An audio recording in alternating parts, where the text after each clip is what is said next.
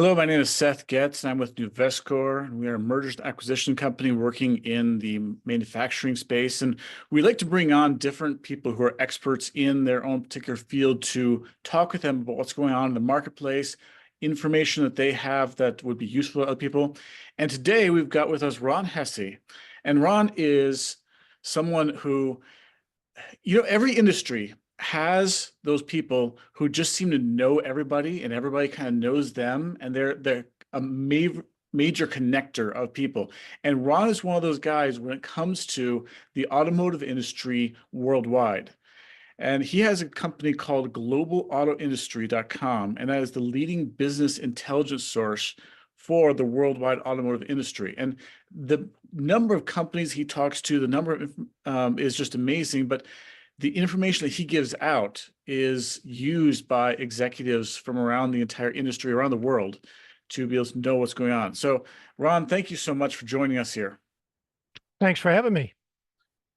So, Ron, one of the things I want to talk to you about is because you've done a lot around the space of M&A work and acquiring companies and growth through acquiring companies in the automotive industries.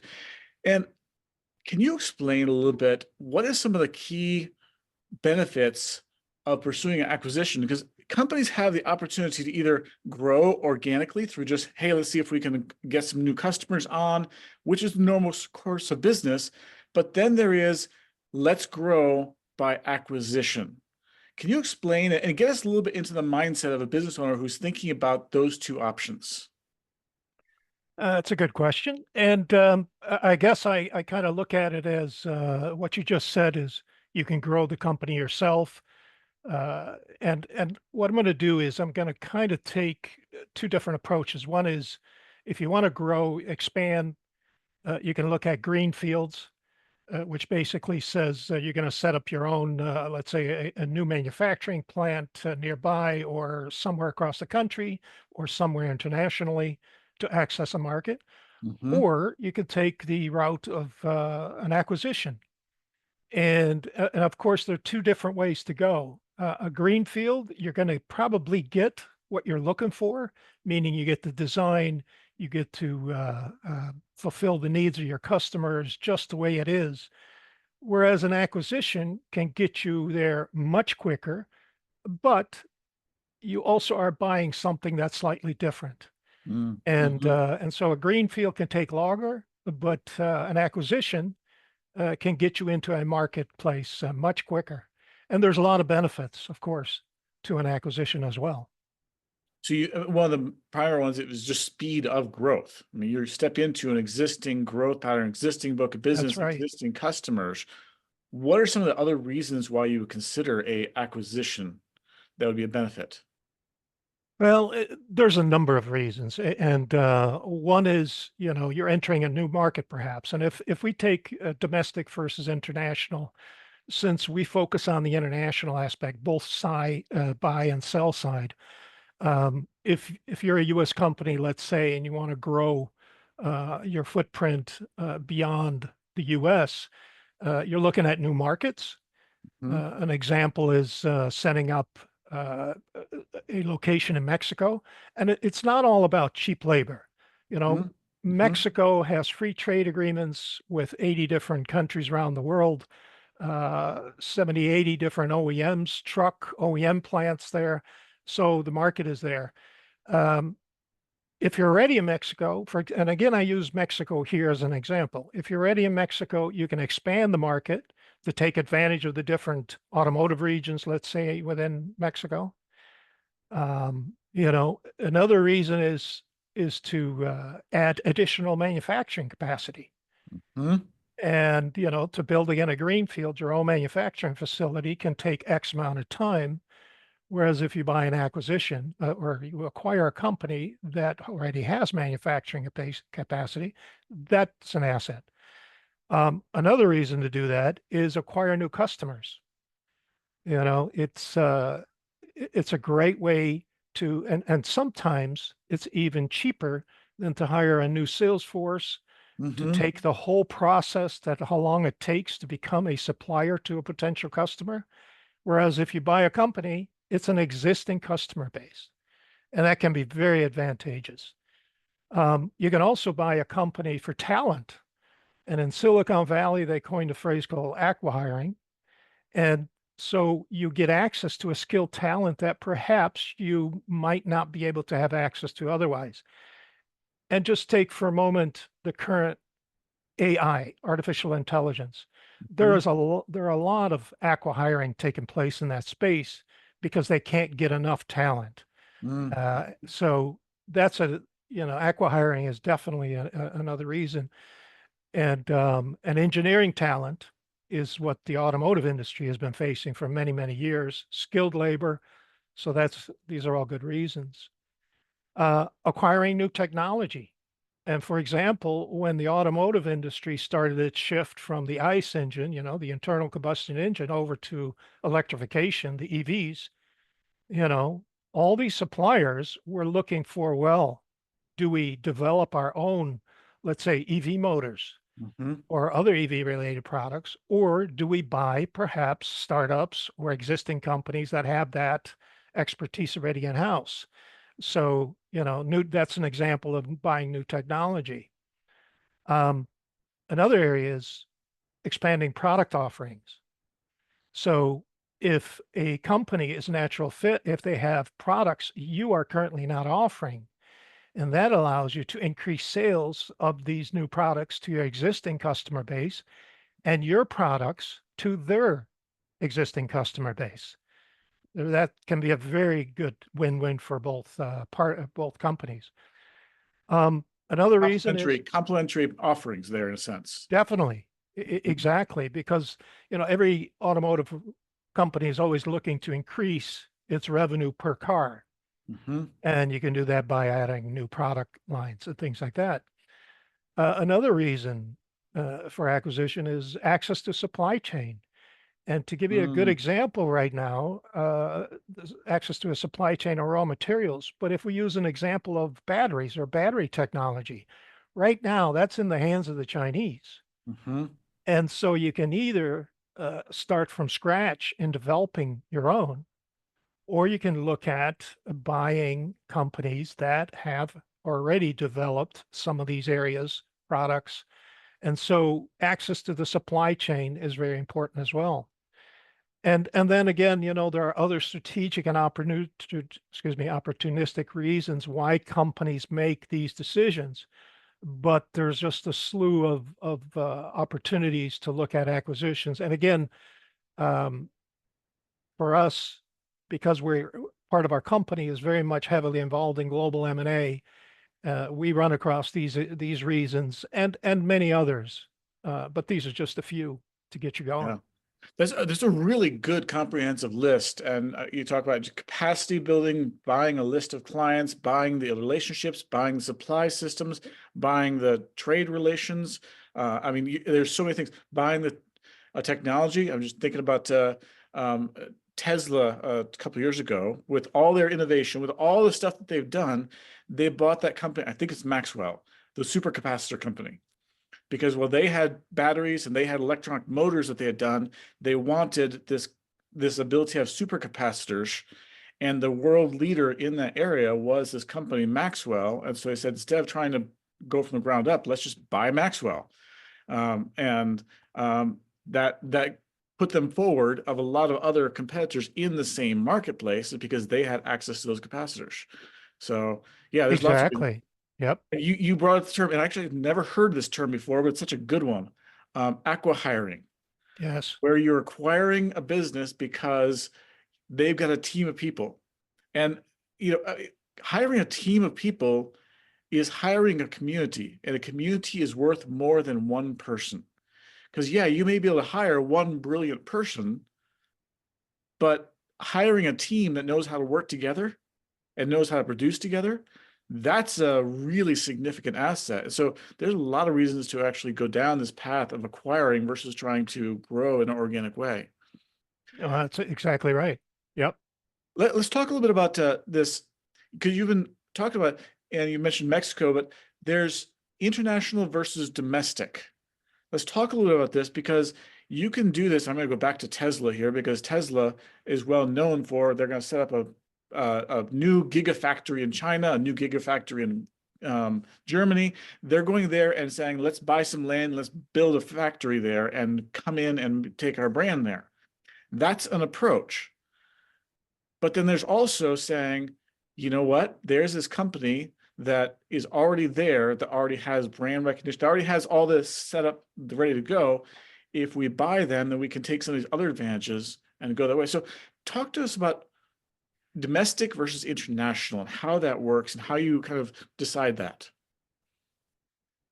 Well, first of all, is a company, if you're looking at international acquisition, I would have to say to you that I hope you have gone through a process of getting to that point. Because if you're a domestic company and all of a sudden one day you wake up and you say, I want to buy a company in Germany or a company in Vietnam, hey, folks, step back, a little bit. Have you been exporting to these countries? What is your experience in that whole process?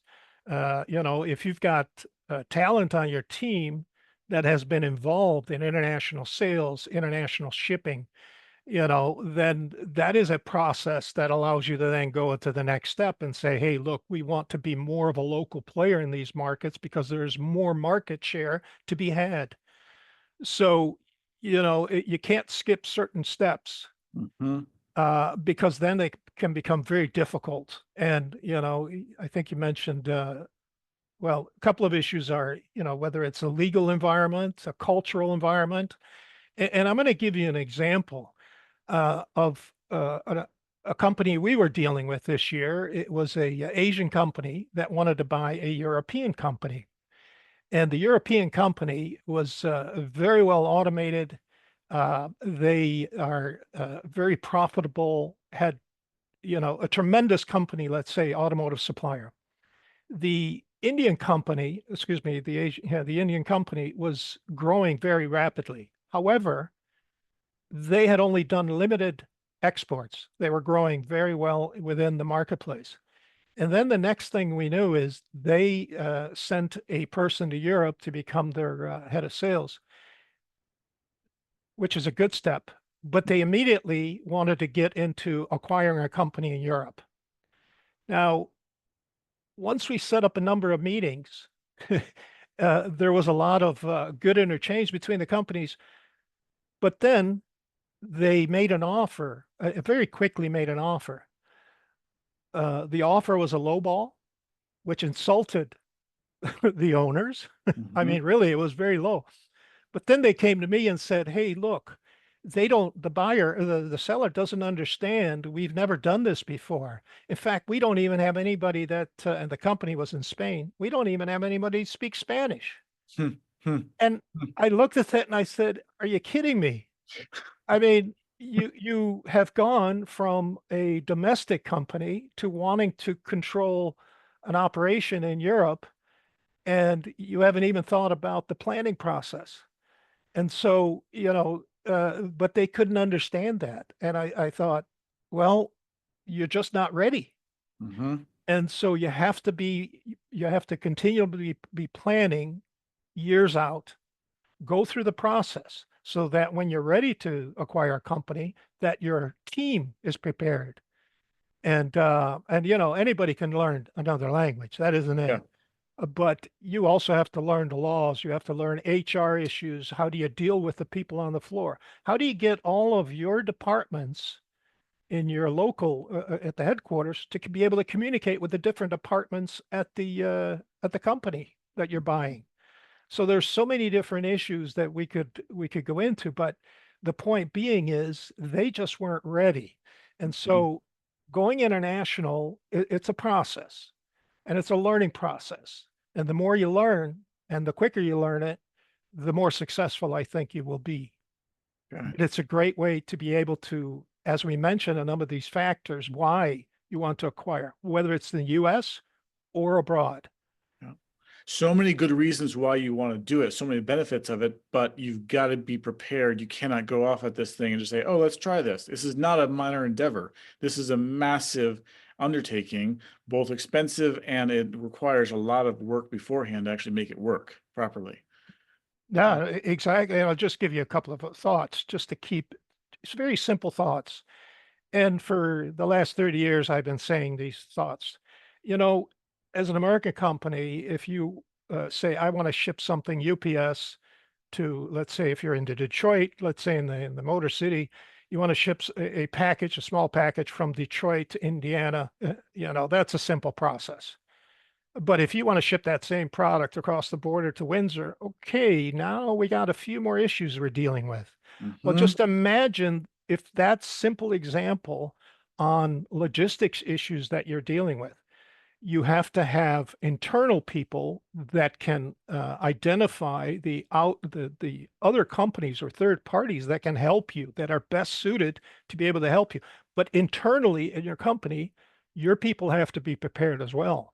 Mhm. And the same goes for setting up a bank account. If you set up a bank account, a business bank account in Michigan, that's going to be similar to what you're going to do in Arizona or California. However, you try doing that in Brazil or in Germany, you have totally different issues to deal with. So it's preparation. Yeah. There's been a lot of discussion and two trends, and they're not very well defined trends, but that is this whole idea of onshoring and nearshoring. And can you explain a little bit what those two trends are and how they're affecting the world as we know it today? Well, the first thing I will say is that these terms get thrown through thrown about on Oh a yeah. continuous basis. So sometimes it gets blurred which one is which, but I'm going to focus in, if you don't mind, on nearshoring. Mm-hmm. And nearshoring isn't just about North America. In Europe, they talk about nearshoring, Mm-hmm. but it doesn't involve North America.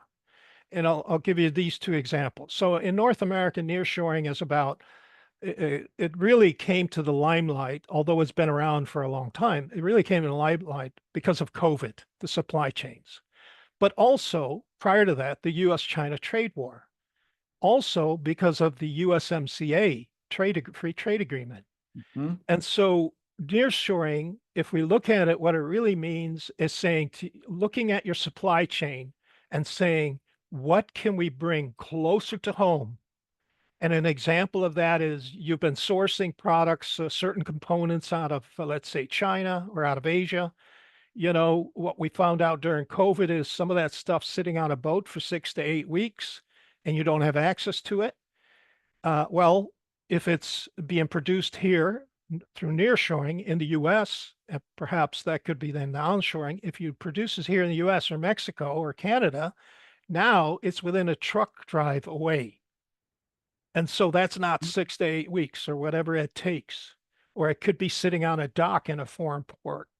So nearshoring really is a term that's used to bring your supply chain within reach or within your control.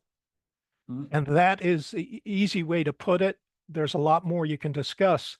But in Europe, for example, it's the same thing because they were dealing with the same issue, let's say from Asia or even from sometimes North America. And so they looked at it, how can they bring it into the European Union, for example, into Germany, and produce it, whether it was local or in Eastern Europe, or perhaps even in Morocco or Turkey on the edges of the European Union. Or so nearshoring really is about getting more control and having access to it. So that's a quick way to I'll Yeah, describe it. that's good. That's good. There's such a broad question, and this is about the entire industry. I'm just kind of curious if you have any input on this. But in talking to a lot of manufacturer owners and stuff like that, I get this interesting discussion around the U.S. election that's coming up here. We're a couple days away from the election right now, and so everyone's. I live in a swing state, so I'm getting inundated with political ads. But Oh yeah. Just it's look at YouTube. Look at yeah, YouTube. exactly. But I'm getting a lot of people who are saying, it seems like people are not ordering or hesitating or not adding an automation or not making big commitments. And they think it has to do with some nervousness about which way the election goes. Now, you've been through this process a lot. You've been through this cycle a lot. We do this every 4 years. Yep. So my question is this.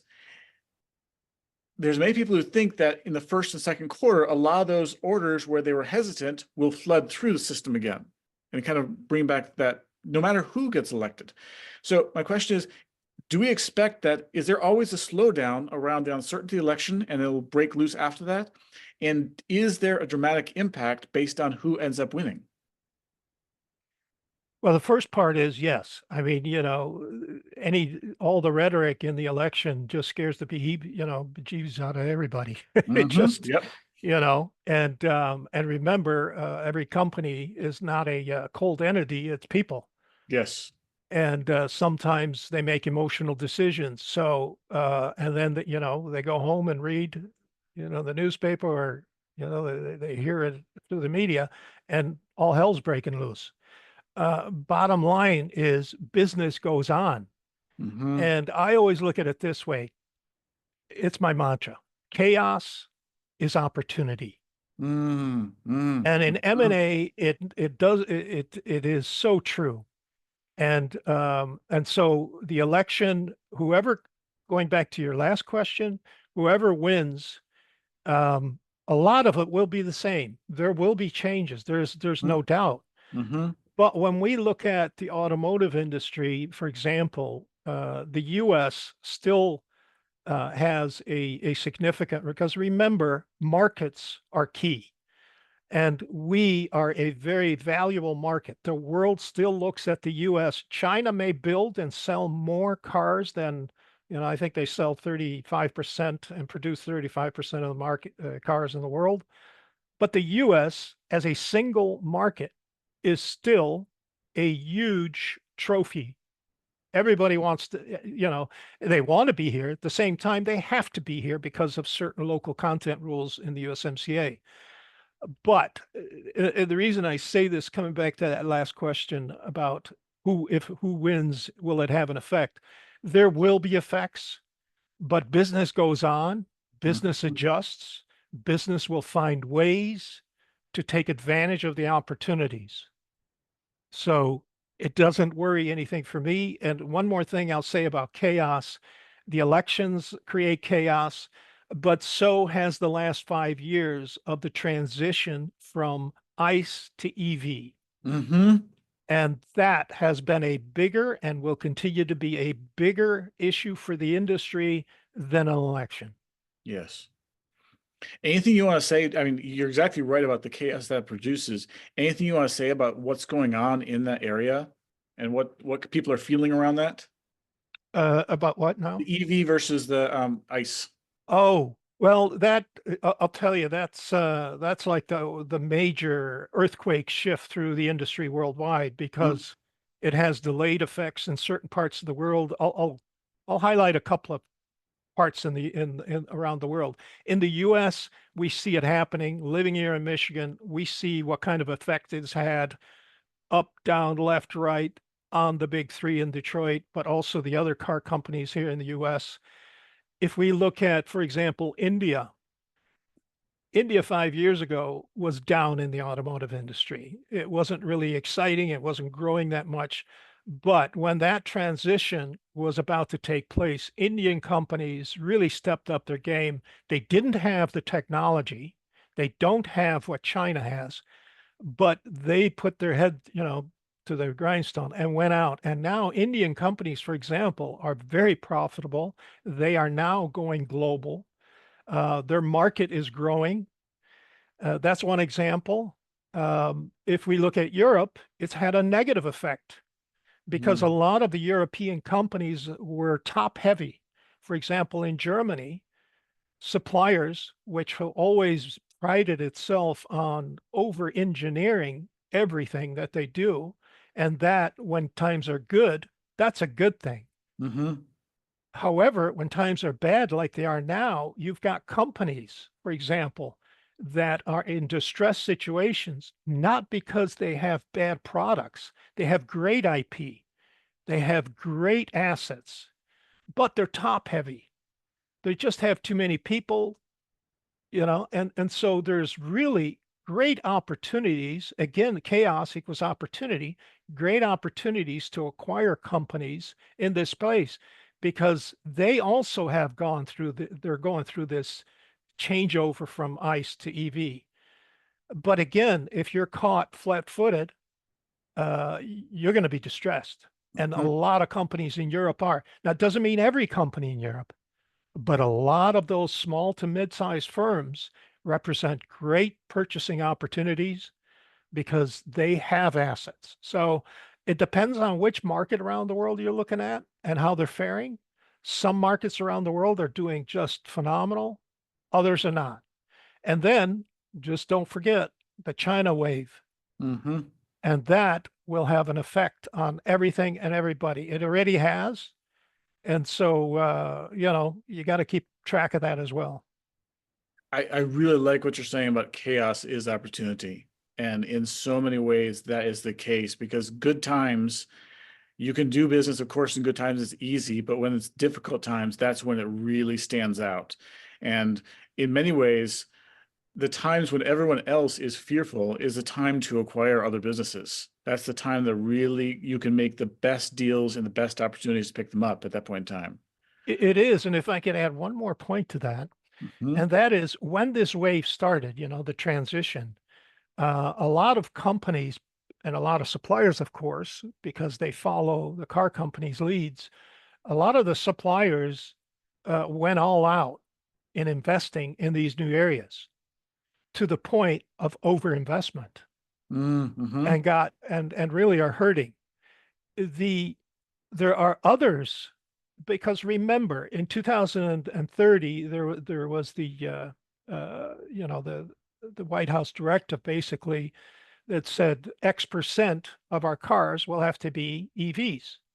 But if we look at the total cars on the road and the new cars being sold that are non-EV, that's still a huge market. And Mhm. so there are others that jumped in and started buying companies in the traditional market, the ICE related parts.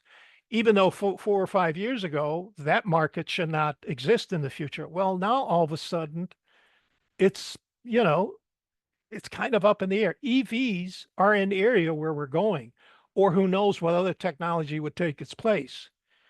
But at the same time, I think there was an overextension on getting out of the traditional ICE related products because, again, the market size is still there. Yeah. And that gave opportunity to pick up some great companies and be very much of a building the business in a great way because you took advantage of the uncertainty around everyone thinking it was going to go this direction and it wasn't fully going that direction. Yeah. And that could last, who knows, another 10, 15 years. Yeah. Well, thanks. This has been good. I mean, the examples you gave of all the reasons that companies go through in their thinking about why to actually acquire other companies is really useful for, I mean, of course, people who are buying, but also people who are looking at and thinking about that process of selling, because they've got to reverse the script and say, what would be attractive about me that someone would want? Yeah. And sure, cash flow. Everyone knows cash flow, but what are the other reasons? What is my team made up of? What is my access to markets? What is my access to suppliers? What is my access to customers? What are these advantages that I have that make it attractive for someone else to say, I want to add your company to mine because together we can be bigger than we were at the beginning. So those really good examples of how to go about doing that. And some of your assessment of some of the both advantages and risks of doing international. That's a really good overview. So yeah, thank you so much for coming on and talking about these things, giving us some good insight on it. My And pleasure. we'll share some information so you guys can reach out to globalautoindustry.com, find out some more information about Ron and what he's doing. But yeah, thank you so much. I appreciate it. Thanks for having me, and I wish you a great afternoon.